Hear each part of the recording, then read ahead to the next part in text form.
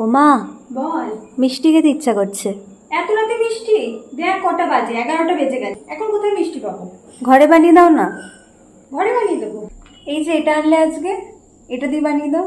আজকে আমি তোমাদের সাথে গোলাপ জামুন বানানোর রেসিপিটা শেয়ার করছি। প্যাকেটটা কেটে অর্ধেকটা আমি থালার মধ্যে ঢেলে নিয়েছি আর বাকিটা কাটার দিয়ে আটকে রেখে দিয়েছি। পাউডারটার মধ্যে একটু একটু করে ঠান্ডা দুধ মিশিয়ে পাউডারটা ভালো করে মেখে নিতে হবে। মাঝখানে একটু ঘিও দিয়ে নিয়েছি আর মাখাটা খুব ভালোভাবে সফট করে মেখে নিয়েছি।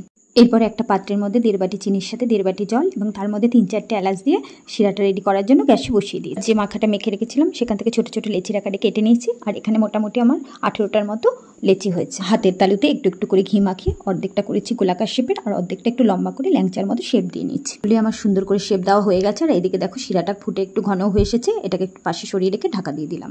একটু ধৈর্য ধরে খুব ভালো করে শেপ দিতে হবে যাতে এর গায়ে কোনো ফাটল না থাকে, তাহলে কিন্তু মিষ্টিগুলো ভেঙে যাবে।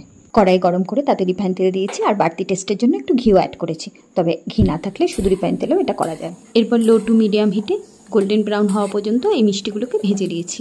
দুবারে ভেজেছি, তারপর তেল থেকে ধীরে ধীরে তুলে মিষ্টি শিরার মধ্যে এটাকে মোটামুটি ওই 5 মিনিটের মতো ডুবিয়ে রেখেছি।